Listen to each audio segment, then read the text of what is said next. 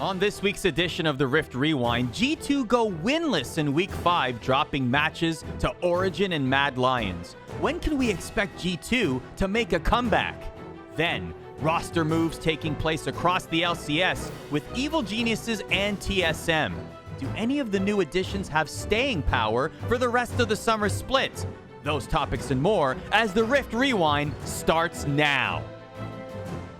Good vibes and acts of kindness, everybody. Welcome to ESPN ESPORTS on Twitch. Arda, Emily, Tyler, and Jacob with you on the Rift Rewind. This is our weekly ESPN ESPORTS League of Legends program. Every single Tuesday, 6:30 p.m. Eastern. You are either watching us live on Twitch, the ESPN app, Twitter, or YouTube, or you're listening to us wherever you get your podcasts. No matter how you are consuming us, thank you very much. Programming note, if you are watching us on Twitch, stay here. 8 p.m. Eastern, trivia resumes. We will be here. LPL is the theme, so congratulations, Emily, on the victory. No, they're gonna throw all sorts of weird stats at me that I have no idea. Like it's gonna be like, did you know that Ning has the highest CS differential at 15? I'll be like, no, I did not know that. It's gonna be like Niski's favorite opponent is Doinby. What did Niski have for breakfast or something like that? It'll be like adjacent. I can't answer what Niski has for it'll breakfast, be like adjacent where it's like, the stats and information group love to throw curveballs. That's why we're joking about. Yeah. A lot. So let's get to the segment that we love to start the show with. This week, Jacob is up to bat. Love and hate, what we loved and what we hated in this past week of League of Legends. Jacob, the floor is yours. What did you love this past week in League? I love that Cloud9 finally got beat again. I actually really like this Cloud9 team. That's not a personal measure, but honestly, like I've said it time and time again on this show and writing and everything else, like this team needs to lose to get better, and they lost. They actually lost an Evil Geniuses team that was like actually really exciting to watch this weekend, which I know we'll get to a little bit later also. But yeah, like I'm so happy to sort of see other people competing with them. It's felt like NA has sort of been like such a mediocre region all year because they've just ran everyone over and no one's really been able to compete with them. So I'm like really happy to finally see somebody take a game off of C9. It was a huge deal this weekend, especially given the circumstances around this Evil Geniuses team. So yeah, that's my love. It's pretty simple that C9 finally lost. Lost another game this split. I'm happy it happened. With that said, and I know that we're going to talk about this more in our LCS segment, did this loss give you any reason whatsoever to believe that C9 is not still going to dominate the entire LCS for the remainder of the split? Hell no. No, they're gonna win the title. They're the best team in the league, but no, like in my opinion, like I'm glad I'm happy they lost because it will make them better. I do not think that they should have any sort of fear that they're going to lose in a playoff scenario. So that's my thought. You got to lose to get better. Glad they lost. They will get better. Yeah, I think the big thing about the loss, I still have no doubt that they're going to win the split, I think. And I'll touch upon this later because I know we're going to talk a lot about C9 and Evil Geniuses later on in the show. But it does make me a bit more concerned about their international chances. And like I said, it kind of stinks that they cannot go and iron out some of these like really small kinks that they do have against better teams that will exploit them better and also be able to go toe-to-toe with them mechanically as well. Let's talk about what Jacob hated this week. And this stays in the LCS. And I can't wait to hear this. Tell everybody what you hated this week. CLG is stagnant again, and we haven't actually talked about them very much on this show because they not deserve to be talked about. They've been like bottom of the middle of the pack of the LCS. But yeah, they were awful this past weekend. They lost to Dignitas, they lost to Immortals. Dig is definitely the worst team in the LCS by a quarter mile, right? Like it's and to me, like this team is not going up, right? Like we saw signs. Obviously, they were really, really bad at the beginning of spring, right? They brought in Pobelter, they turned things around, they look better, and then actually coming into summer, like they looked like they could be like, and I know they're 7th place technically, but like they looked like they could be like a 6th place team and qualify for playoffs, maybe, right? Like they could compete with that middle of the pack, and we've seen some improvement from 100 Thieves. over the past couple of weeks, also beating Cloud9, right? But with CLG, it just seems like they're flatlining, right? Like they're not getting better. They're sort of are what they are, and they're not going to qualify for playoffs, and they're probably going to be a 7th or 8th place team, and that's just what this team is at this point. And I don't know, like I'm really disappointed in what CLG is doing right now. I would be making pretty significant changes to this upcoming off season. I think they lost out big, even though Biofrost didn't play this weekend, and I know we'll talk about that. Like they lost on the Biofrost smoothie trade, in my opinion. Biofrost was the better of the two. Yeah, I'm really unhappy with CLG, and as you see on there, you saw or about to see on the screen that they're 1-5 since week 4, so it's pretty rough. So I don't know what more to say other than this team looks like crap. I mean, I think you kind of summed it up. Like, one of the reasons why CLG was winning earlier is because they were facing opponents that, like, if you want to be a mid-tier team, you kind of did have to beat. So, like, pre-roster swap Dig, pre-roster swap IMT, when they were looking, like, really, really, really disjointed. And now that they're kind of facing those teams again, they just haven't they have not improved. Like GGS, I think, is a really good example of a team that I think was a lot better than their record showed, despite the fact that they had like a lot of really heartbreaking losses, to be quite honest. I think their early game has a lot of like signs of life, and they do a lot of like good things early, actually. And I think like you kind of summed it up. CLG just has stayed the same. So it's not really like they've taken a nosedive. It's that they capitalized on the fact that some other teams in that middle pack didn't necessarily have their stuff together, and now that those teams are on a more upward trajectory and have made changes, CLG just, they're facing them again and they're not winning. So I don't want to like harp on this super hard, right? But we have 3 weeks left to play. CLG is 2 games up on Dignitas and Immortals. They're 1 game up on 100 Thieves. It seems pretty likely that 100 Thieves is going to lap them for that spot, right? There's a 1-game differential. 100 Thieves looks better. They actually play 100 Thieves this upcoming week. I think that 100 Thieves will beat CLG. I think 100 Thieves will probably beat Golden Guardians at this rate, right? And CLG's also playing TSM, who they probably will lose to. I think there's a world where like CLG loses potentially the rest of the games for the rest of the season, right? Almost everyone that they're playing in the next 3 weeks is really difficult for them. They're playing 100 Thieves, who look good.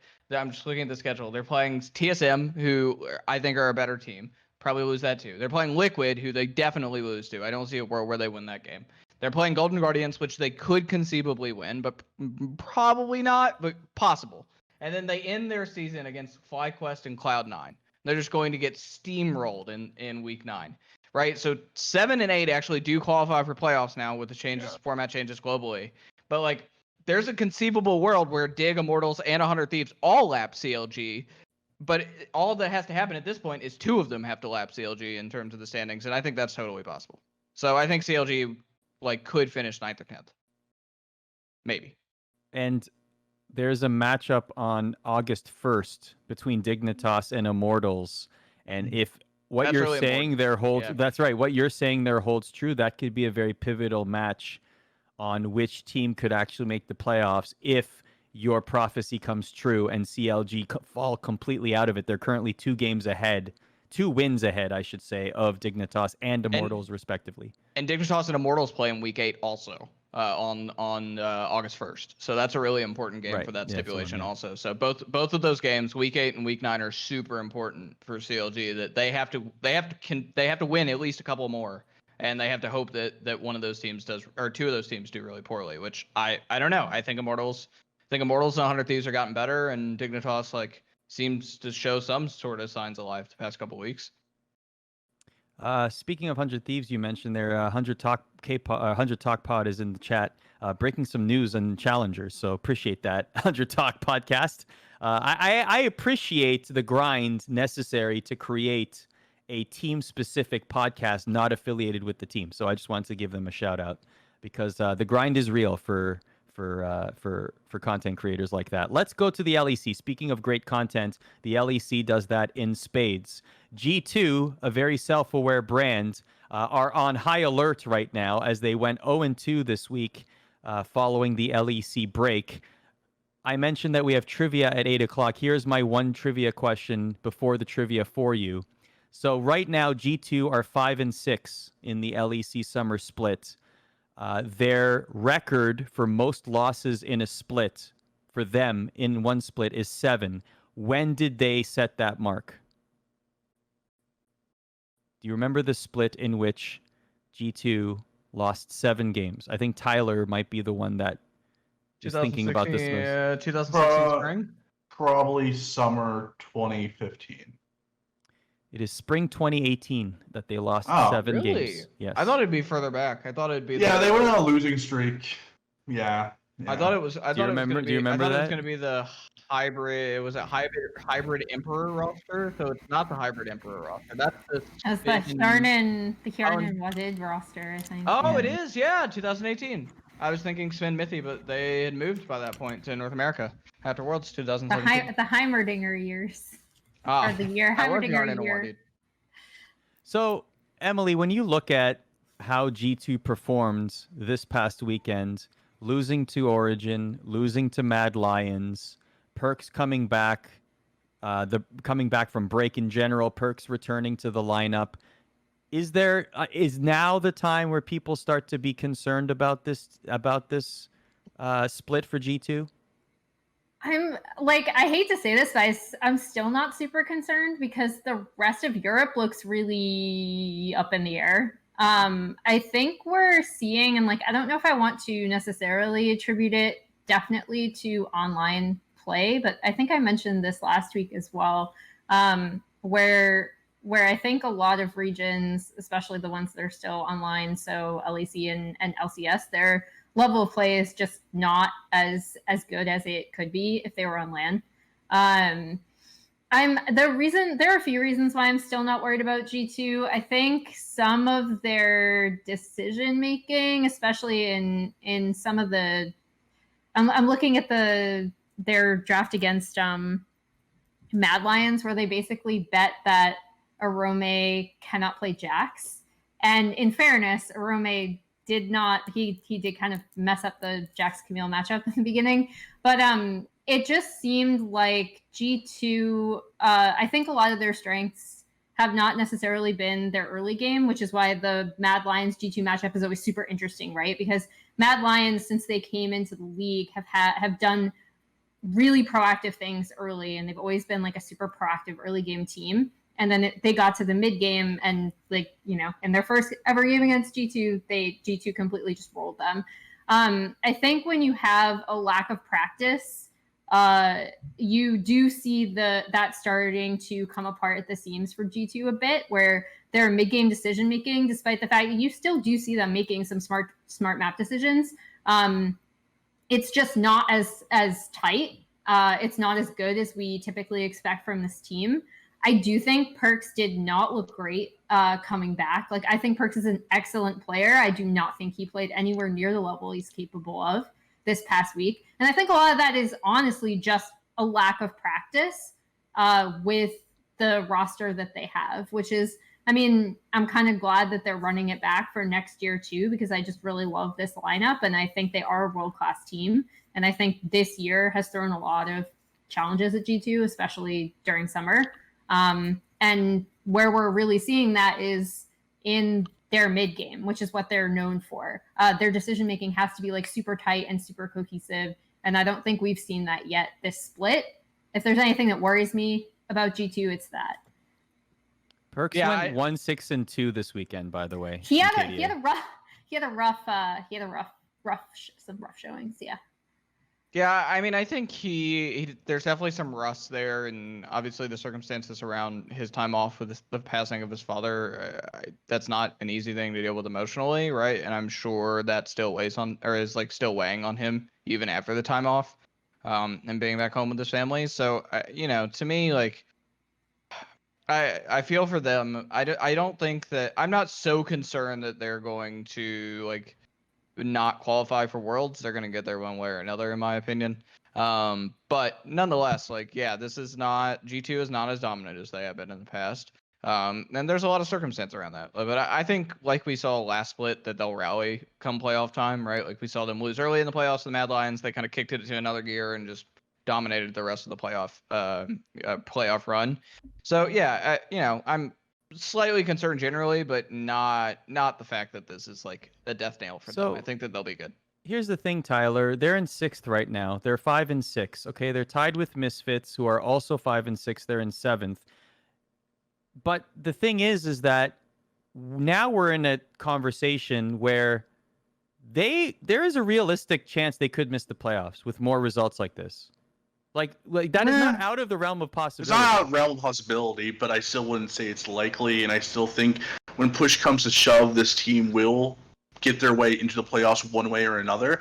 I do want to speak on, though, even though they are locked up until 2022, and they got the big signings, let's not act like this team won't be broken up if they fail. I think we could very well see a Team Liquid situation from last year, right? Where, they had double it for another year. Everything's going great. They're the best team in NA history. They go to Worlds with tons of expectations, and they fail. If this G2 team, let's say, doesn't make Worlds somehow, or they go to Worlds and they don't make it out of groups, I don't think it's out of the realm of possibility that you see changes on the team. Even though they are under contract, contracts can be traded. Their buyouts will be happening. I mean, look at Hooney. Hooney got a freaking, $1.25 million a year deal, and he didn't even make it the entire split. So I do think we're entering an age of League of Legends where a contract doesn't necessarily mean they're going to be on that team forever. And I do think if G2 doesn't do what they believe they can do, and that's make a deep run at Worlds, there could be changes on the way. And I don't think that's a bad thing, because the one thing you don't want to be in esports is content. Time moves so quickly in esports, where 2 years in esports is like a decade in traditional sports. You can't just rest on your laurels. So if G2 somehow doesn't do what they are set out to do, I could definitely see changes, especially when you have so many big name players that I don't think it would be that difficult to find homes for if you want to do trades or buyouts. Yeah, I think there's only 2 players on this G2 roster who are immune to that, in my opinion, and that's Perks and Yakos. When I look at it, I think the others could be in a much more fluid situation. I think Perks will be G2 for the rest of his life and transition into something out of game or influencer or whatever else that is, right? When he wants to hang it up. But and Yakos, I think, is on the tail end of his career. I'm not saying that he's performing badly. That's not what I'm saying. But dude's played much longer than everyone else on this team at this high level. He's been doing it almost since the beginning of the EU LCS. So, they're the only 2 I think that would be immune from that. But I think Tyler's right. Part of the reason the G2 team worked so well last year with the initial roster change, right, of Perks going down to bot lane, is because these guys are super happy-go-lucky and there's cohesion, and they were winning. They were happy because they were winning. And that certainly could be subject to change. I don't think it is right now. I think these guys are pretty close with one another and they're good about lifting each other up, but that doesn't mean that that can't erode over time if losses continue to happen and they don't achieve what they want to do. If they go to Worlds and they do really poorly, like Tyler said, I think that we're having a different conversation. They're having a different conversation. So, yeah. And also, there's a huge market for every single one of them. The teams would be champing at the bit to be able to buy them out. I'm hypothetical for the table. Just bring in hypothetical. Hypothetical. Let's say Origen comes to G2 and says, we will give you upset for caps. Let's say G2 doesn't go far at Worlds this year. Would you make that trade? First of all, the World's failure would have to happen. I think that's a condition for this trade to be considered. Honestly, it depends on what Worlds even looks like. I don't know. I don't have high hopes a good point. that Worlds is going to be a particularly good competition. So, you know what? That's a really good point. Because of which is kind of why I said last year that I feel talking about this is still in this weird nebulous area, because I would just take a mulligan for the entire year, honestly. This year there were just so many things outside of people's control. So like Tyler, even with and we'll move on to MAD Lions in a second here, but by Carlos making this deal, or by G2 making this deal, saying no, we're gonna run it back, isn't that a signal of intent that they just chalked the entire year, and no matter what happens, they're just, even if they get out of groups at Worlds, they can just say, you know what, it was the pandemic, it was the Shanghai bubble Worlds or whatever it's going to be, we're running it back when things are back to normal and we're confident in our roster? Say that, but I think it's easy to say, Worlds doesn't matter until, it actually happens and they go to Worlds and they fail at Worlds. Personally, I don't think they'll fail at Worlds. I think even in a bubble-like format, even with their losses this season, I still think they would finish top 8, probably make top 4, maybe even win the whole thing. Who knows? But I do think that if they went to Worlds, even in a bubble format where it's stripped down, there's no, pyrotechnics, there's no, glitz and glamour like there usually is at Worlds, I do think a loss would hurt them. And I do think, like Jacob said, is when you're winning, everything is fun and games. Even when you lose at a World Final and you've won everything else, it's all right. You can brush it off. But these guys are very prideful. Like, they're trolls, but they have egos. They have pride. They want to win more than anything. Mm-hmm. And I do think at the end of the day, if they go to Worlds and they don't do well, I don't think they're going to chalk it up as like, oh, Shanghai bubble. I think they'll chalk it up as like, we need to be better, and we'll have to look at what can make us better. Because I don't think just looking at Perks' career, Perks will do anything for a world title. And, he's a great captain and he's been very selfless. But at the end of the day, any move he can make to get closer to that world championship, he will make it, which is why one of the reasons why he's an 80 carry now, because he thought the best way to win a world title was to bring in caps. So I want to say one thing, and Ardo, I'll do your job for you here a little bit, because Emily said this earlier, and I think this is super important. The fact that online has changed the level of play significantly in Europe in particular, right? The one thing that this G2 team has going for it, that many of the other top teams in the standings right now do not, is that Caps has been to 2 different Worlds finals back-to-back in 2018 and 2019, right? Perks and the rest of this team, because this is the same roster is last year, they've all been to a World Final. They are very good under pressure. Part of the reason I think MAD Lions, and this is what I was saying, transitioning here, because I know we're going to talk about them. Well done. But part of the reason that I think MAD Lions is doing so well right now is because that pressure is relieved. Not to say that they couldn't shore that up, right? But the fact that they're like playing from their gaming house, right, and sort of like, it's, as you even see here in the B-roll footage. Jacob is calling MAD Lions onliners. No. Like, highlight that, clip it. I am a huge. Where Reddit at?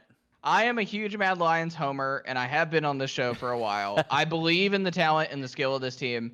However, I do think that they would not be succeeding to the same extent. I think that they'd be a top team, but not be succeeding to the same extent if they were playing on stage. And especially that, I think that will be true if Worlds were to be on stage, which obviously it will not be. I think it will be an online, everybody in the same hotel, etc. So, to me, right, like the competition's been, some teams have benefited from this being online.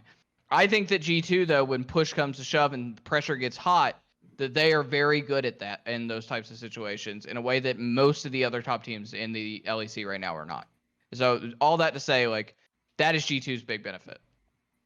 As we take a look at some highlights here from MAD Lions, Emily, do you think, like, every time we do LEC segments, of course we're focusing on G2. Of course we're talking a little bit Fnatic. And yeah, then we mention the top place teams like Rogue and MAD Lions, right? But after this weekend, yeah, they went 1-1. They did beat G2 again, though. And I'm wondering, are we in MAD a way... went 2-0.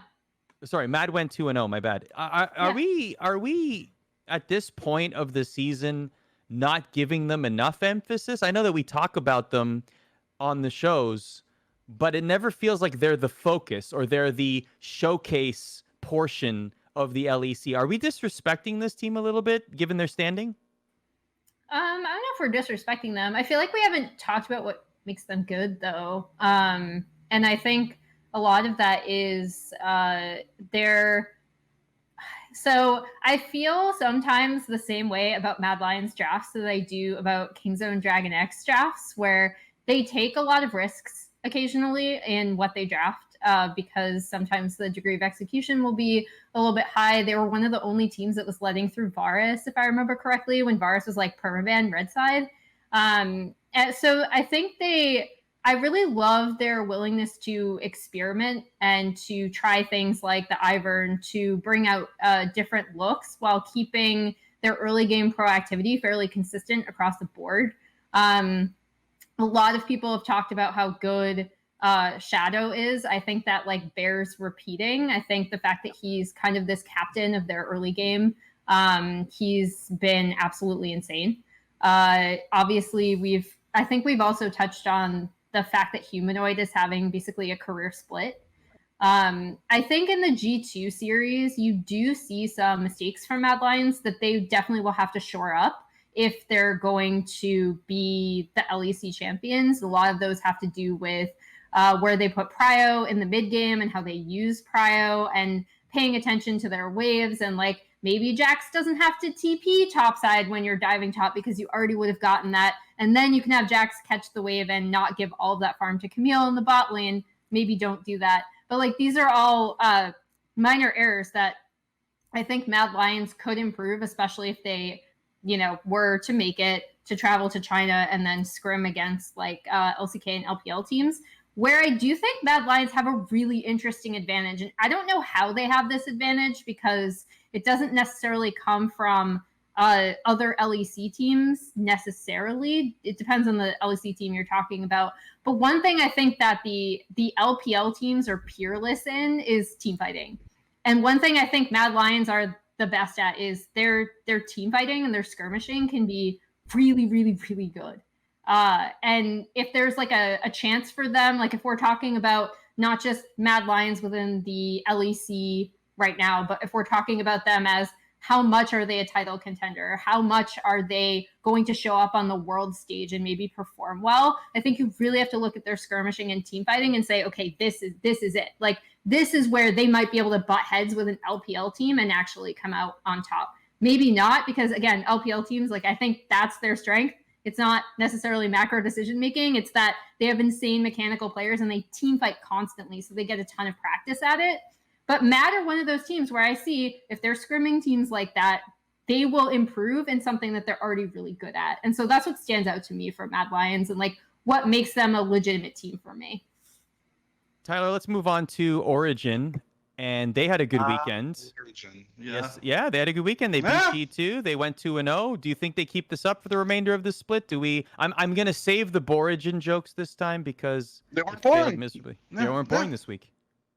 And I feel like if there's been two teams that have kind of been our weekly, week in, week out, we dunk on them a lot. TSM and Origen.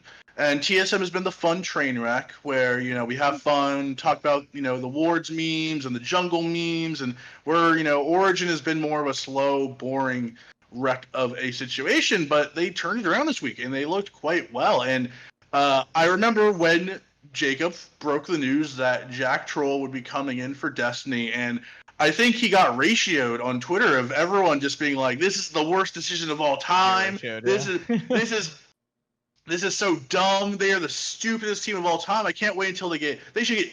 I saw people legitimately, and these aren't troll accounts. These are actual accounts that tweet a bunch, have followers. Where it's like, "Oh man, Origen should get their spot taken away. They should be out of franchising. They should be stripped from the LEC for this move."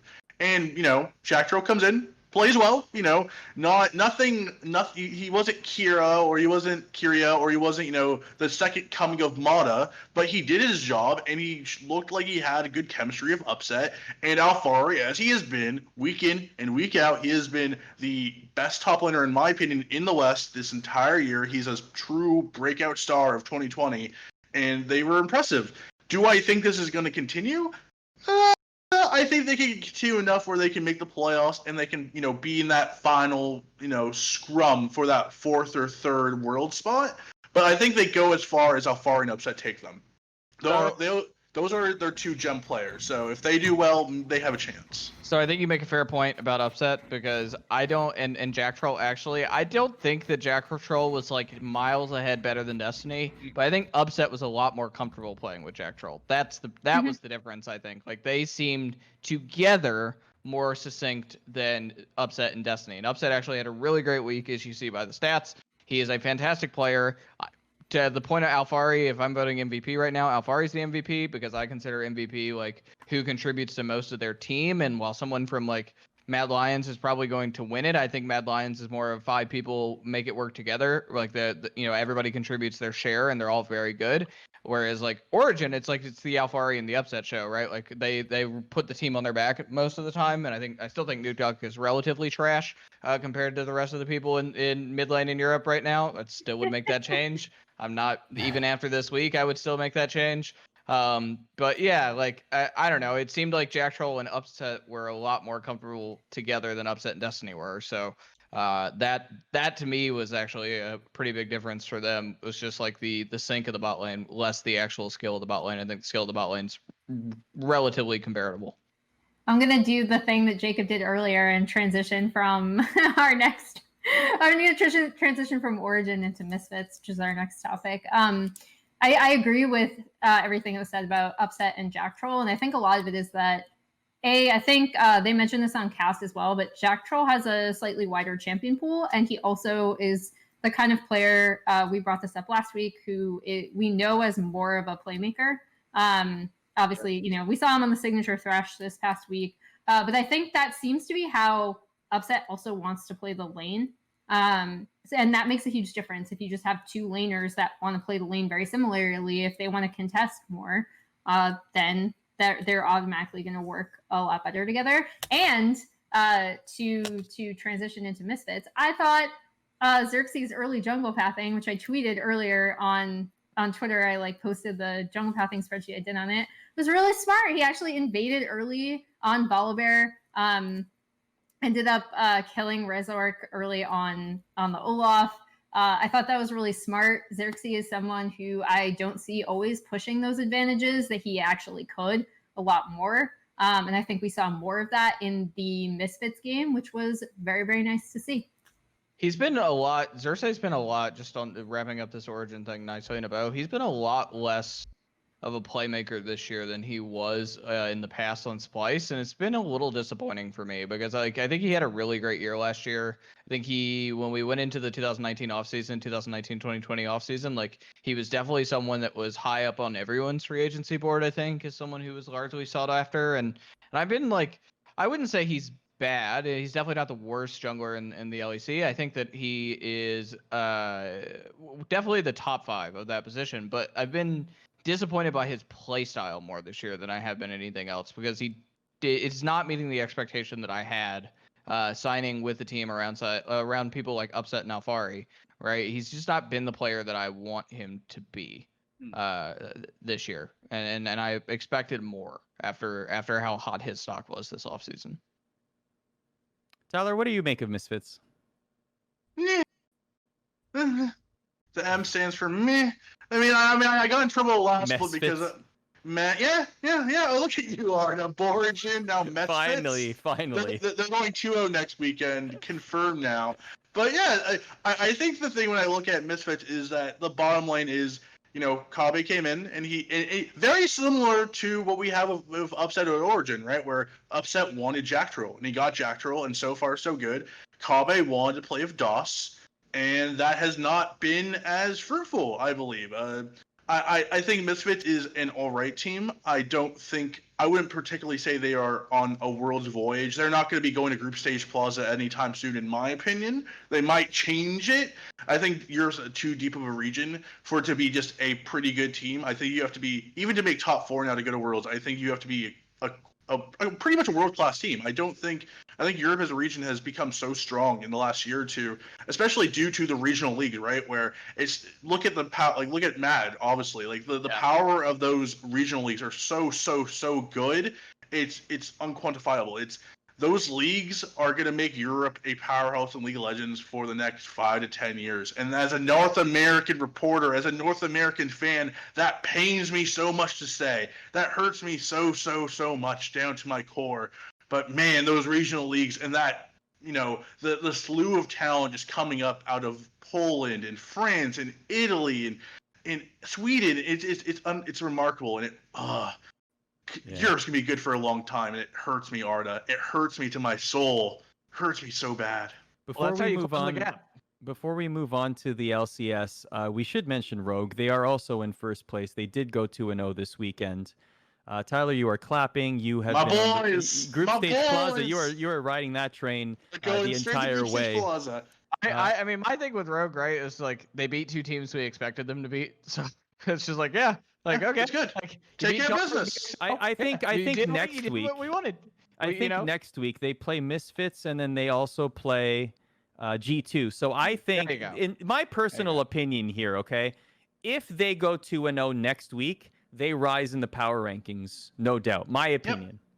My opinion. In our power rankings of the world, I would say that a 2-0 performance next weekend should solidify them higher in the rankings, maybe possibly top 5. Yeah, that's what I say. I think one of the most fun things about Rogue, and I think in Europe in general right now, is that when you look at the landscape of the mid lane, the ace rule, the talisman rule, where Europe is so famed for, and it's been perks and caps all these years, and now right now, if you look at Europe, the two I think would say star mid laners, the leading mid laners in the league, aren't perks or caps. It's Larson who was humanoid. But two very different stories. Where Larson has been this hyped up player for so long. Where as we were talking about those regional leagues, he was that heir apparent. People were already talking about how Larson, this kid, when he graduates, when he actually goes to full-time League of Legends player, is going to be a stud. It's taken a year, but he's finally coming to his own to be that superstar player where you could see him on the world stage going top 8, top 4 possibly. But then you have Humanoid, who's also even doing better than Larson in a lot of categories. He was overlooked. He was the 5th man on Splice. He was the guy that people overlooked. He's like, oh yeah, there's Humanoid. Like, you have everyone else, and then you have Humanoid. Even on MAD Lions this year with all these amazing rookies, it was always Shadow or it was Karzi and Kaiser, and it's like, oh yeah, Humanoid's there too. He's he's that utility mid laner, but he's really transformed into an all-star, and it's been really cool to see that the two mid laners in Europe are both young guns, both having two different paths to that point where you have this, prodigy player in Larson, and you have Humanoid who's been in the league for quite a while, and he's just, he's worked his way up to being one of the top players in Europe. So it's really, really good time. If you're a European fan, it's a good time. I mean, the online play has made the league a bit more stifled in terms of pure quality, but there's so much new talent, there's so much young talent coming through the ranks of Europe that it's fun to watch. And as an NA fan, I will just, I'll watch Blabber and I'll yay, Sandy. I mean, you lost, but you did really well, buddy. So like, yeah, Europe's in a good place. Yeah, I don't disagree. I think the league's really deep. Speaking of Blabber, Tyler did an interview with Blabber this past weekend after their weekend wrapped up, and we will show you that interview a little bit later on as we transition to the LCS here. You're watching Rift Rewind, which is our weekly ESPN Esports League of Legends program. Don't forget trivia after this, starting at 8 p.m. Eastern. This show starts at 6:30 p.m. Eastern. We're going to start the LCS segment with a little bit of breaking news. 100 Thieves has tweeted that they have parted ways with Meteos. That is now official. I will find the tweet for you right now. It reads, "We've evaluated many options with Meteos and have agreed that it's best for both parties to part ways. Thank you for your time with 100 Thieves, Will. We wish you the best in the future." So pretty generic statement there by 100 Thieves. But behind the scenes, this seemed pretty tumultuous, especially near the end, Emily. But at the end of the day, it just didn't seem like it was working out here, especially with all the changes that 100 Thieves were making. Yeah, I mean, I don't think you can argue with the actual gameplay so you can't argue with the results, and you also can't argue with the gameplay. I don't think that we've seen from the 100 Thieves roster since they made the change. I think they've looked, despite the errors that they obviously have made, they've looked a lot more cohesive. They've been a bit more proactive early, which is something I always kind of yell at NA teams about not doing.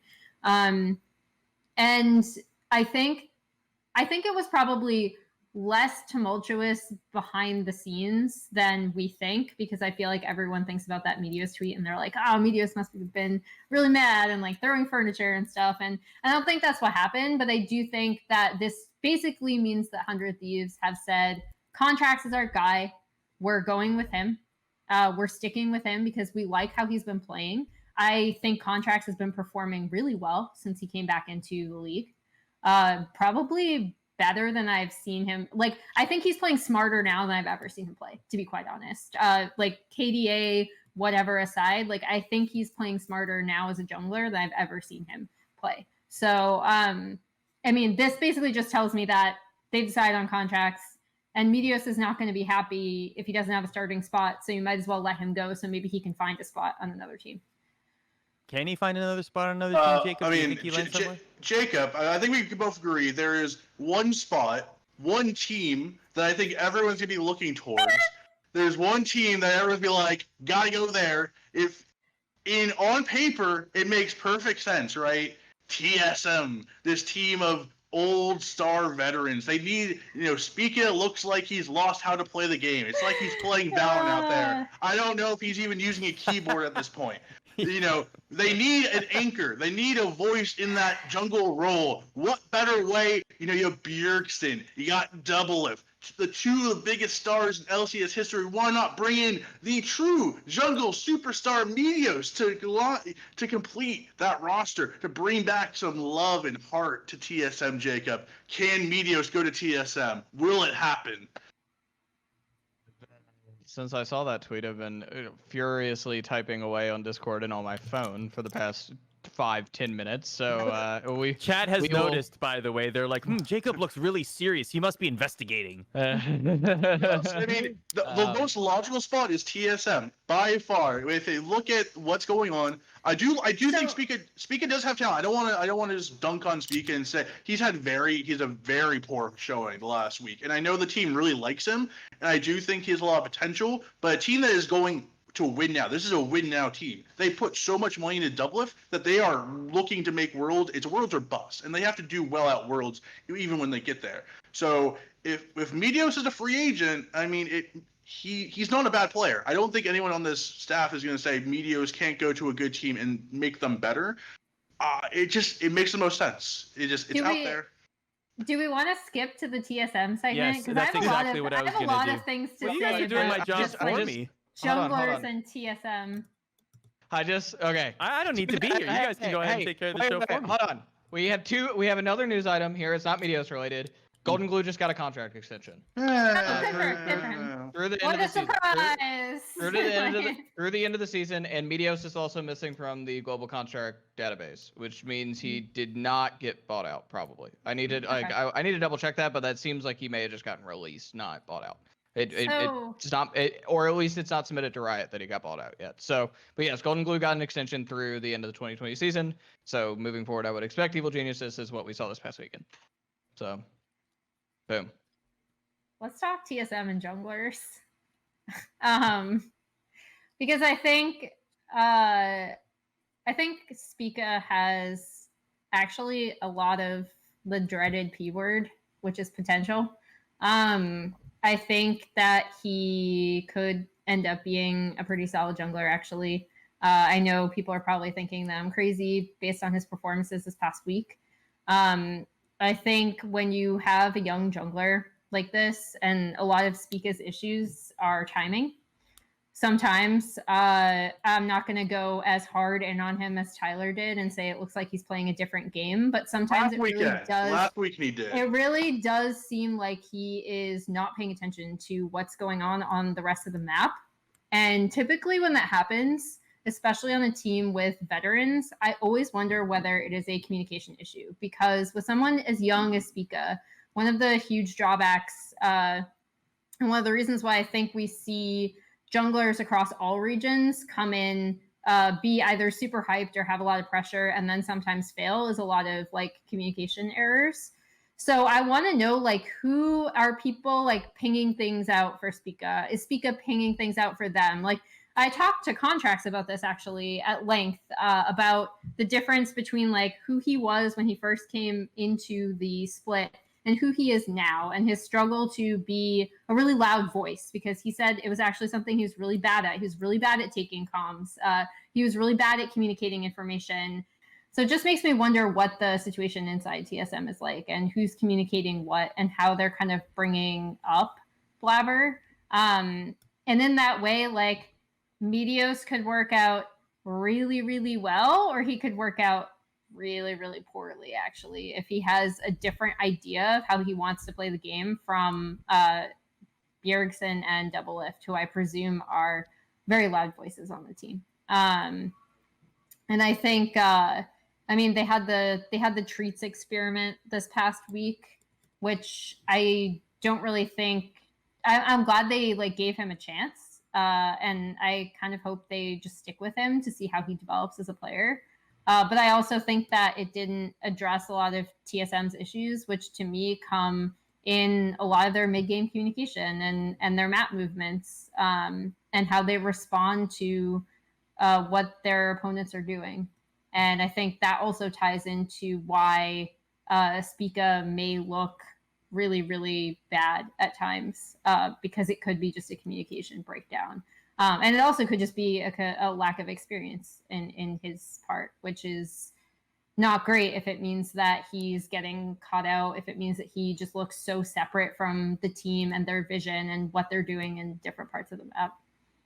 It's also really wild, the drastic difference between Spica and Tactical, right? Both of these players are on veteran teams who are in a win now mentality, where they both spent a lot of money for their rosters. TSM went out and spent big on Doublet from Team Liquid, and Team Liquid spent a lot of money on Broxa to kind of bolster their lineup, of CoreJJ in the bottom lane, where I feel like CoreJJ has kind of really been that player that's made Tactical feel at home, and he's really shepherded him as his protege, and and the team itself has really eased him in, where Tactical hasn't had to do too much at times and has made it a bit easier for him to really shine. And when Tactical has been in those situations to shine, he's popped off. Where you have Spica, where he's also on a very veteran-laden team, but as Emily is saying, it feels like he doesn't have that same connection or same backing from the team. I'm not saying outside the game. I think outside the game, when it comes to them supporting him, I do think Bjergsen and all of them are supporting him as best as they can. I just think in game they do seem out of sync, and it is harder as a jungler, right? Where as a jungler you are usually put up to the task of making calls, making plays. You're affecting the entire map. Where if you're Tactical, you can AFK farm for 35 minutes on the Felios and then just press buttons with your face and win the game. So it is a bit easier as an AD carry. Yeah, I was gonna say that's what I was gonna bring up is Tactical gets I think Tactical's performed well, right? I'm not trying to take anything away from him because I think you can see visible improvement in his play, right? But he also does get the added benefit of the fact that he is a bot laner and not a jungler, where they're not requiring him to make a lot of early proactive plays, whereas Spica kind of has to by nature of his position, and he also has to be a strong communicator by nature of the position too. He doesn't really have anybody that can, Tactical, I don't mean this in a negative connotation, but handhold him, right? CoreJJ can sort of big brother Tactical in a sort of way and help him develop, whereas Jungle is a position where it's incredibly demanding and you're on a team with players who are notably demanding for jungle pressure also. So to me, the job is a lot harder for Spica, and I also don't think he's as talented of a player as Tactical. I just think it's really hard with junglers. That's all. Yeah. Cloud9 suffered another loss. We talked about it in Jacob's Love and Hate segment. Emily, what can Cloud9 take away from back-to-back losses this split? So I said earlier, I still think that C9 are going to win the split. But I think they had some rare missteps in both of their losses. I forget whether we talked about it last week, but one of the big contributing factors to the 100T loss was the fact that Licorice made a very uncharacteristic laning mistake. Typically, he's incredibly just insane in lane. Someone who I actually recommend that you might want to watch a preview for how he approaches matchups and stuff. If you're watching any top laner in North America, I just recommend that you watch Licorice. And then in the EG game, I think we saw that Vulcan actually had kind of an off week, and especially with when he was playing Bard against EG, I believe he was. The timing was just slightly off, and if you're a Bard, that's actually super crucial. I remember, I think it was an early bot lane skirmish where they had Huni down, I want to say 30 CS in top lane. He was getting dunked on by Licorice, and all of a sudden there's a bot lane play where the timing is just slightly off that Bang gets his Aphelios ult off, and then he gets frozen in the Bartle, and then Huni TP's down, gets a kill. The wave's in a great state for EG, and they're actually able to snowball a lot of advantages off of that. And all of the good work they did putting Huni's GP down just didn't, suddenly that was like all undone. So I think we saw some like really rare mechanical errors from C9 that we're not used to seeing. And additionally, I think if there's some takeaways they can have, it's in that team fighting coordination, and also really ensuring that they're getting Niski on something where he can roam and affect the map. Because if there's kind of a trend between the two games, it's that I don't think Niski was able to get unlocked as much as we're typically used to seeing him. And that is a huge and crucial part of how C9 succeeds, is Niski and Blabber being able to take over the early game. And their success kind of goes hand in hand with each other. So I think that was another similarity I noticed between the two games. But I actually do think there were some rare mistakes from C9 that kind of make me nervous for them when I'm looking at them going to like a world stage, right? Because I'm still expecting them to fully win North America. I think we talked about online play in LEC and how maybe it's degraded a bit. Like, I think that's also happened in NA, and I think NA is not in the best state right now. However, I do still expect C9 to win. So hopefully, again, they'll be able to go and play against better teams so they can shore up a lot of these things. Because I still don't think that playing in North America is necessarily going to help them, even with the losses. Really quick here, because we're a little bit behind on time due to the tech issues. Tyler, let's talk Evil Geniuses. Now that we know that Golden Glue has been signed for the remainder of the season, what do you think this means for the roster? What do you think this means for Huni for the rest of this season? Is it a case-by-case basis still?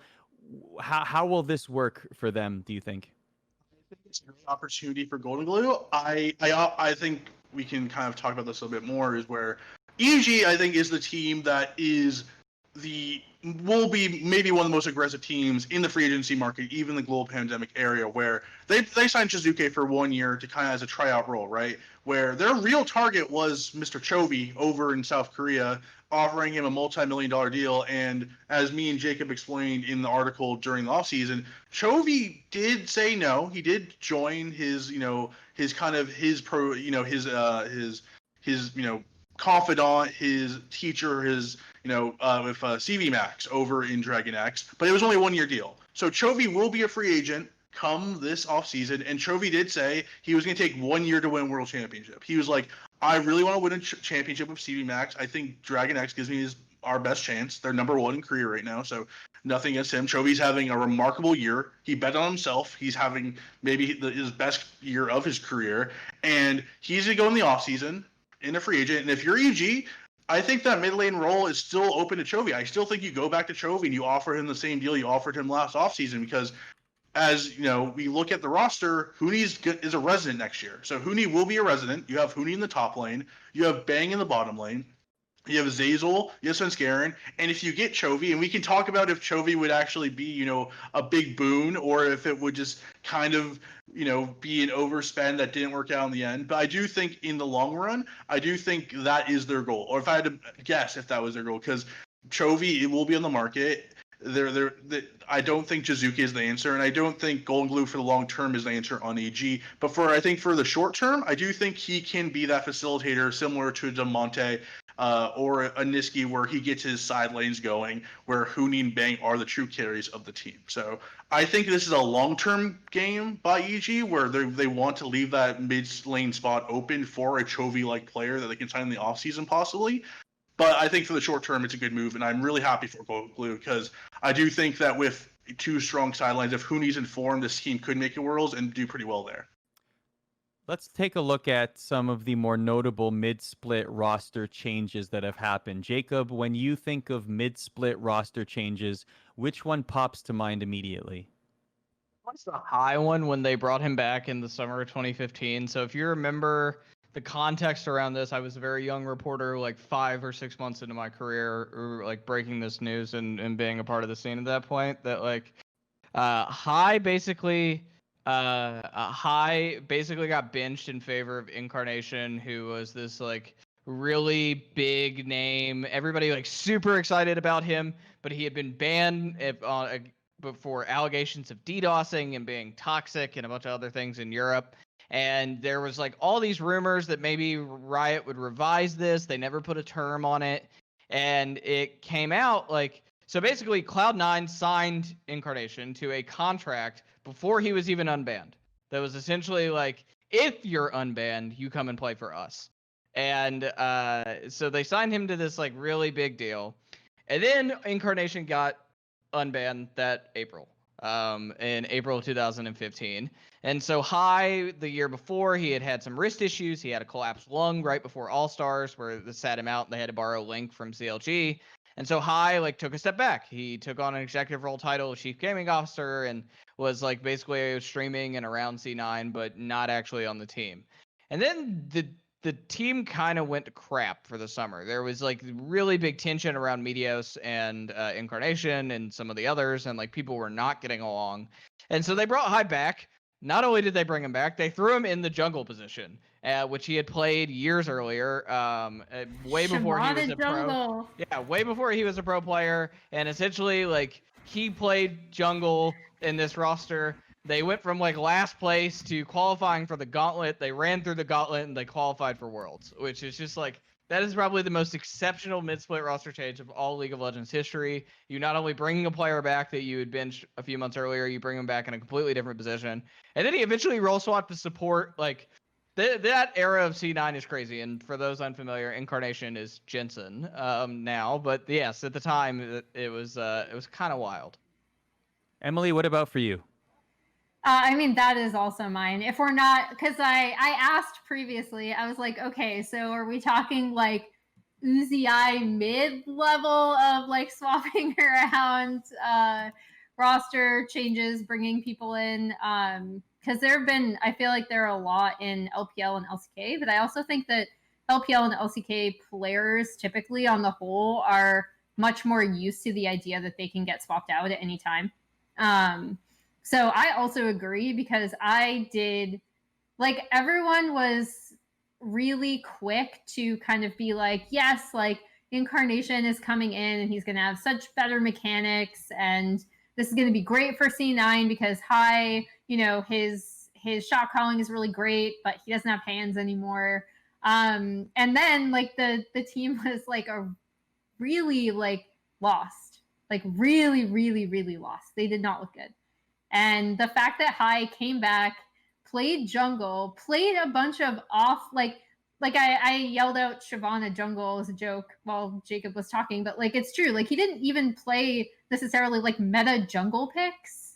And not only did they qualify for Worlds, but then they had a really good week one. Like they also started the week one like NA meme kind of thing where they abused I want to say it was like Tristana Azir, like quick, like pushing down turrets thing. And like IG collapsed in that group. And it was just like, they actually looked like not only did they qualify for Worlds, but they were going to get out of their group in a group that they were expected to like lose almost every single game, I think. So it was just like an insane swap that actually ended up working out, where they brought back High in a completely different position.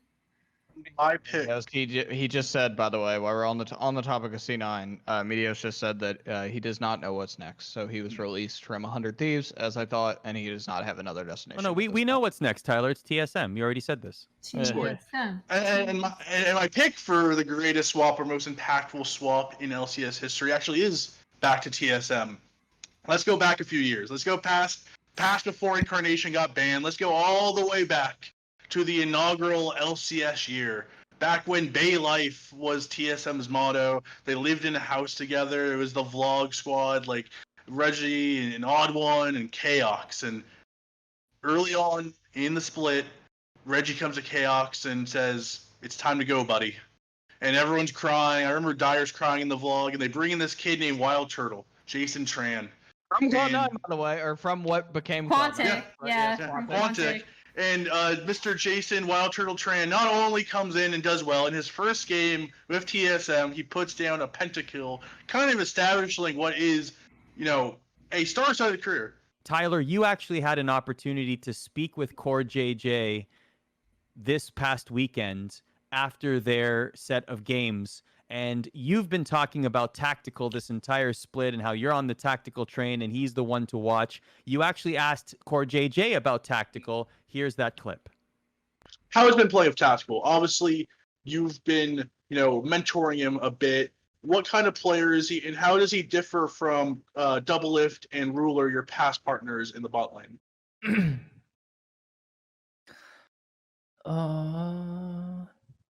I think tactically is close to Ruler than Double Lift. He's more like mechanically talented. Like I still get surprised like when I see him playing some champion and then, oh, can you do this play? Yeah, because in Double Lift he was usually he knows how to win the game, how to play the game really well. So yeah. Do you think tactical with time could be as good as Ruler or some other of the top 80 carries in the world if he, puts in the work? Yeah, and then right now it seems like before Uji retired, everyone praise and then look up Uji as a ADC king. Feels like right now everyone look up Ruler as a new Uji. So one day I want to see tactical to be that position. So let's talk a little about that. I mean, you guys are on the road to Worlds. You guys are hopefully in a good spot to get there. You guys are doing very well in the regular season. How would it feel if you did go to Worlds to play against Ruler, that bot line, Ruler in Life, or Kellen, and you bring Tactical? Do you think Tactical could do well or even stand up to your old partner? He have to. There is no acceptable like losing lane into Ruler. So he had to. So the full interview is available at youtube.com/ESPN esports. Emily, when it comes to Tactical and Team Liquid, looking where they are now, how much credit does Tactical deserve for Team Liquid's success? So if I'm going to pick an MVP on TL, I think it would still be like Jensen, to be honest. But I think Tactical deserves a lot of credit because, like I said earlier, you could really track his progression from when he first started subbing in for Double Lift in spring and then to now. I think another thing that has happened is that him and Core work really, really well together. So obviously, like it's kind of one of those things where you look at Tactical and you look at his improvement, and part of that is owed to him. But I also think part of it is not to take away from him, but part of it is also owed to Core JJ in a very similar way, actually, where Perks, when he was role swapping, really credited Mickey X for his like rapid improvement. I think Tactical and Core JJ work in a very similar fashion where you can see Core taking direction over the lane as a support really should, to be honest. But then Tactical really follows up with that direction. They seem to lane really well together. So, and then additionally in team fights, I think one of the things that people said about Tactical previously is that his team fighting actually had like flashes of being really, really good just naturally. So hopefully he can expand on that as well. Jacob, Team Liquid plays Cloud9 in Week 7. This is a matchup of 1A and 1B, at least in the standings. I know that we've been talking about Cloud9 being far and away the best team here, but how much of a chance do you give Team Liquid here? I actually give them a decent chance, right? I think that I think they'll lose. I don't want to say that they're going to win, but I would give them like a 20% chance, which is like fairly decent when I think you're talking about Cloud9, right? It's funny to think like that's like 20%. Wow, that's really good against Cloud9. It is really good against Cloud9. It is, 20% right. is really good against Cloud9. I think Cloud9's vulnerable, as we've seen in the 100 Thieves and EG losses. I don't think they're gonna like be able to. Like, I do think it's possible they will lose more games. Team Liquid looks like a very formidable opponent, and they're growing and getting stronger. So yeah, like I would give Team Liquid a 20% chance to beat C9, but yeah, the odds are stacked against them. The other side of that is the 80% that they lose. So yeah, I mean Cloud9's a damn good team, but Team Liquid's actually pretty solid too. So yeah. I think the big thing is a team like would have to be, and like I know Broxa talked about this earlier on the split when I interviewed him, but it definitely hasn't come to fruition where they need to be more proactive early. I think a lot of their wins have been off of like late game team fighting, better late game decision making, and then also just having winning lanes. And I think there are a lot more opportunities for Broxa to be really proactive early. And if they're going to beat C9, that's how it has to happen. Tyler, I know that we talked about one of the themes this split, really, has been North American talent. You've talked about it at length. The rest of you have talked about it at length. Even Tactical told me a couple weeks ago that he feels like the paradigm's shifting, right? Like he feels like finally NA talent is getting its due, whether it's necessity, being the mother of invention, whatever. But at least they're getting looks and there's some success to be had. With another week under the belt, as we transition here to even you talking with Blabber about this, what are you hearing? Like, what is your sentiment regarding this? Is the snowball still building, or do you still believe that, you know what, we're just gonna lean on international when things go back to normal?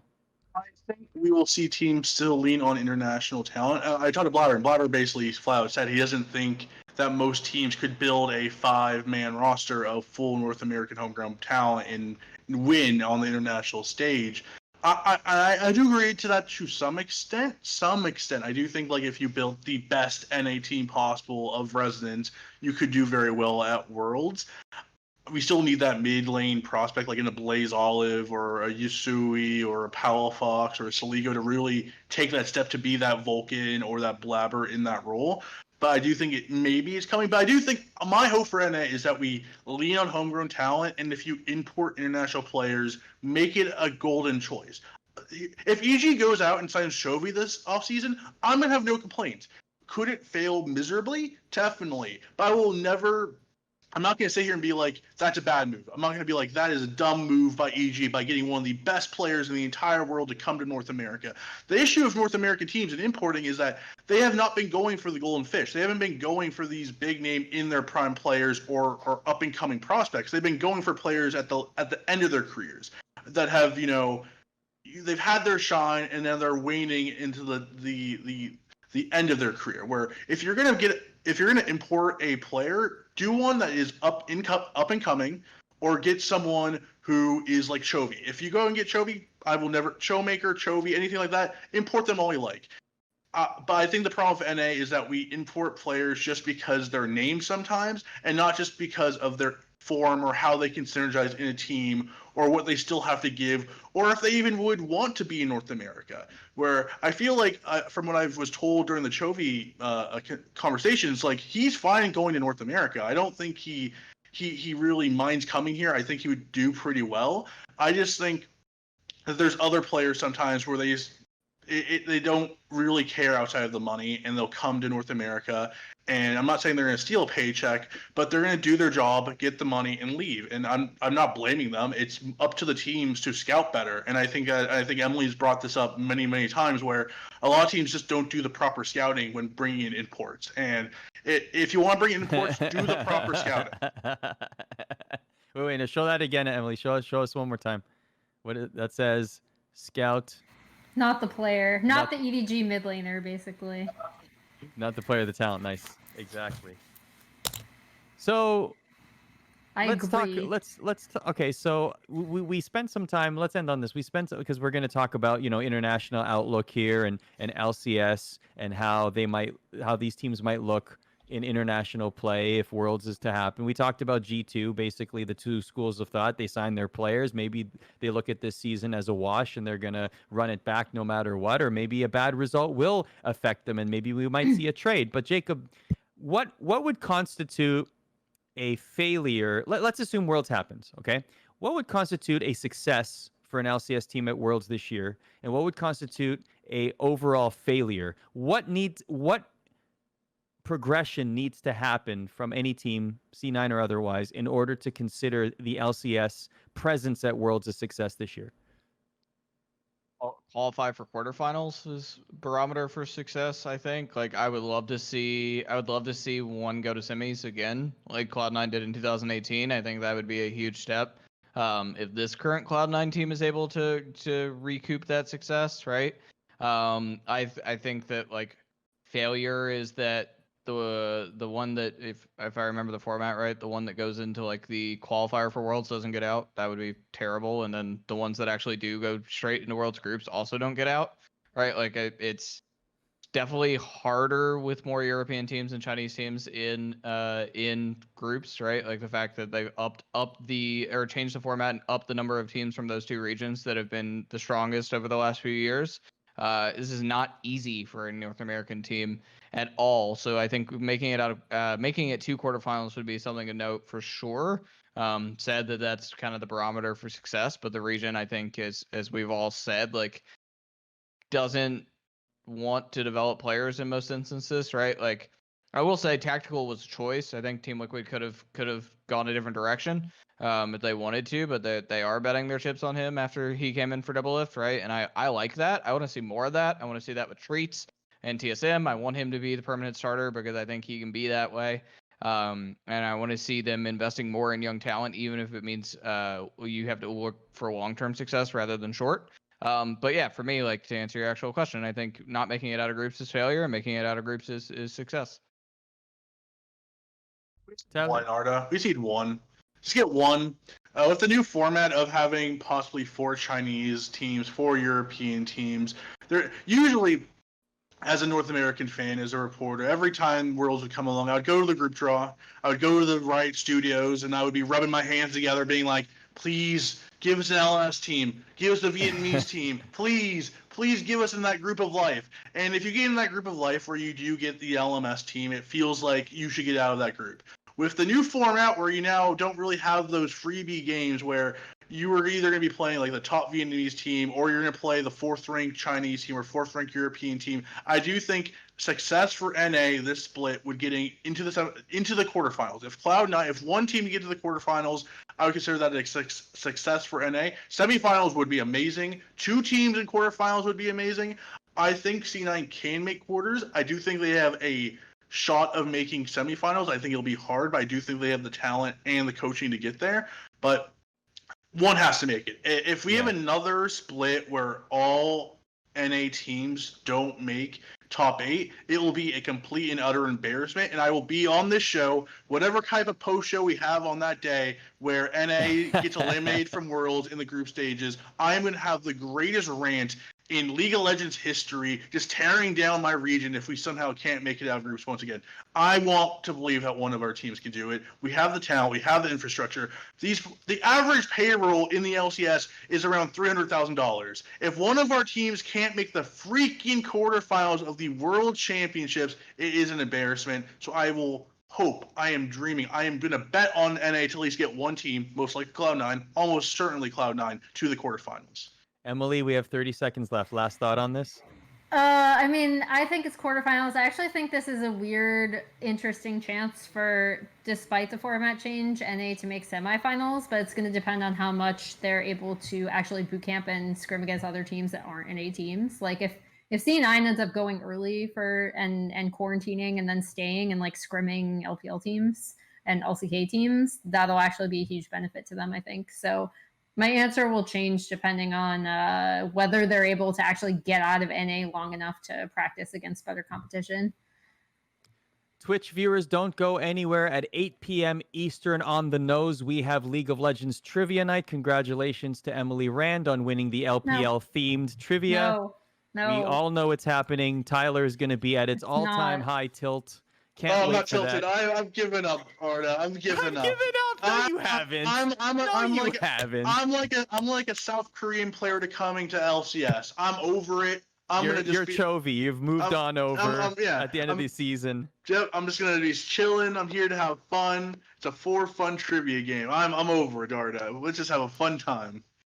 Ends in the chat because we do not believe that whatsoever. But we're going to take a quick break and we're going to be back with trivia. Don't forget Rift Rewind every single Tuesday, 6:30 p.m. Eastern before trivia. Thanks for watching. We'll see you in a couple minutes.